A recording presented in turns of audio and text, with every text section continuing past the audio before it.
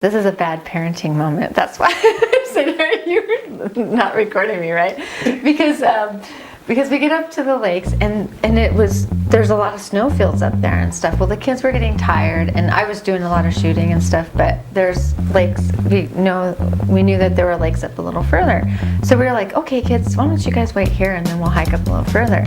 Well, Troy and I started hiking up a little further and then it ended up being over like this snowfield that kind of creeped me out. And so we got across that and then we're hiking up even more and then we got to this other lake. Well, then we were like, oh, there's another lake up there. So we kept hiking up. I think Troy figured out on his cell phone that we ended up hiking 9 miles total up. So we had to come another 9 back down. But we had left the kids. And so it took us a while to get back to them. They were starting to freak out. Because we kept saying, oh, just one more lake. Oh, just one more lake. We kept going up. But that was probably the longest hike I've done. It's just, yeah. Yeah, I know. But I got the shot. I got the shot. I have no kids. I got the Yeah, exactly.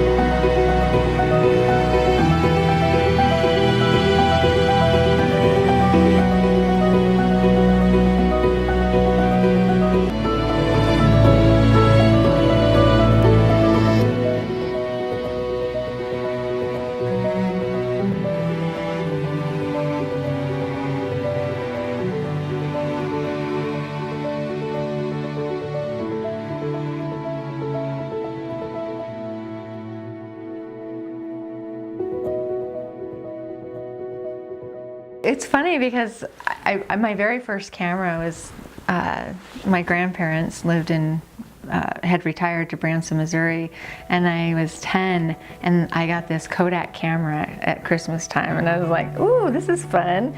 And so I had this fun film camera, and so my aunt and I, she was only 4 years older than me, so we would go out and hike around the property. And so my goal at the time was to try to find a tarantula to shoot for some reason. I don't know why I wanted to find that, but it wasn't until after I had kids and then we did a lot of camping and hiking as a family and ended up going down to the Grand Canyon, and Canon had a photo rim walk, and you could actually just choose any of their products that they had at the time. You had an instructor that came on the walk with you and helped you with the different settings, and I started seeing on the LCD screen. I'm like, wow, look at this. This is really amazing, and had the colors, and I was actually starting to finally see what I had always pictured in my mind to be able to capture. And so when I came home, I started doing that and playing around with it a little bit, and then I thought, you know what, I just need to invest in a DSLR. That's all there is to it.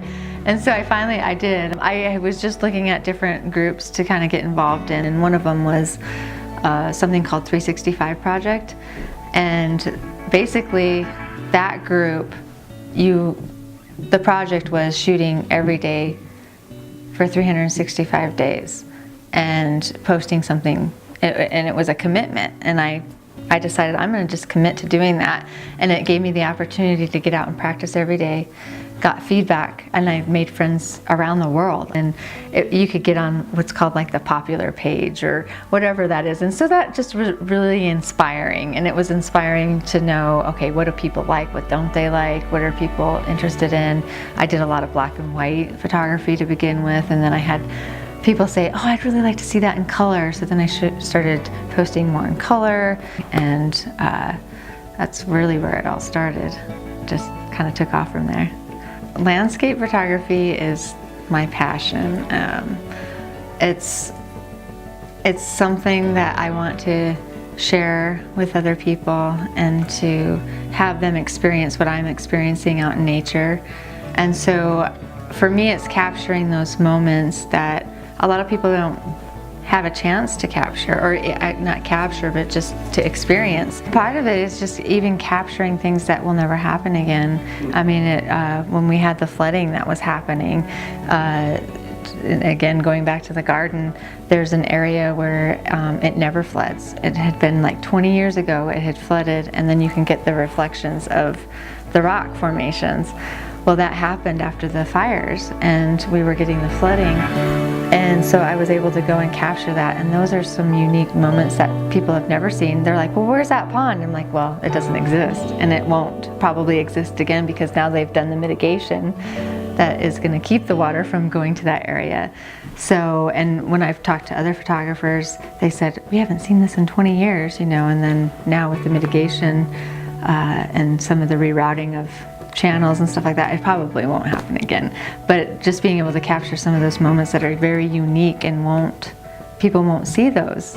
But there's been a couple of times where in fact, this last fall color, I'm thinking, okay, I'm up on County Road 7. There's like an amazing possibility for a sunset, and I have never gotten a great sunset there.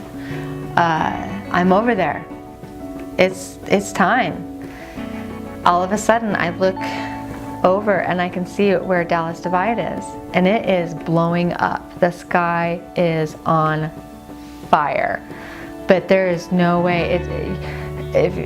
From where I was to get up there, it was probably going to take me at least a half hour because it's dirt road. It's, you know, it's gravel. It's just, you know, I was not going to make it over there in time, and I'm just ready to just cry because either one, I was contemplating, okay, do I shoot Dallas Divide? Do I shoot over here and concentrate on Mount Snuffles on County 7? And it was one of those decision-making processes where I thought, I think I just blew it. I think I just blew it because I could have gotten an amazing shot over there, and I was debating that night, what do I do? And then all of a sudden, I mean, it was just on fire over there. But all of a sudden, I was just like, okay, I gotta be patient. I just gotta wait this out and see what happens. And there were clouds over my area where I was gonna shoot, and all of a sudden, it just slowly started to creep over, and it started to light up the clouds where I was. And the neat thing is that I was shooting next to another photographer, and he said that he had shot that scene like the last 10 years. He's been trying to get a good shot at that spot, and he said, I finally got it. This is the shot I've been always wanting. And I'm like, okay, I did it. I made it. I got the shot. I got up way before sunrise, and I also know that there's a limited amount of space. Mesa Arch, it's not as large as it looks in pictures, but you get there and there's maybe 9 really good spots to actually shoot it. And if you don't get there early and get one of those spots, then you're kind of out of luck. So I knew I needed to be there early, and I got there early. It was only 9 degrees out. It was cold. And I got down there, and there were 3 other photographers already there. So I'm trying to look in the dark to figure out where I was going to set up. And I chose my spot, set up. And the funny thing is that the sun was coming up, and it looked like there were tons I was going to be skunked, I thought, because there were tons of low clouds on the horizon. And I thought, oh, this is not going to happen today.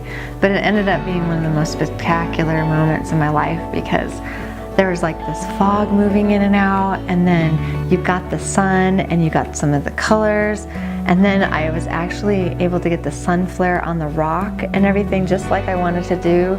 And that's what I pictured to be my shot.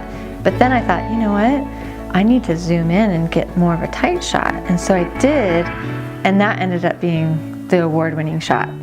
It wasn't even the one that I had actually pictured of doing all along. And the one with the sunbeam beam too is a shot that everybody gets. And so when I did the one that was more zoomed in and cropped and you could see the effect of the clouds and the fog, that ended up being the shot and got published and stuff for that. So that was really awesome. So I was really excited about that.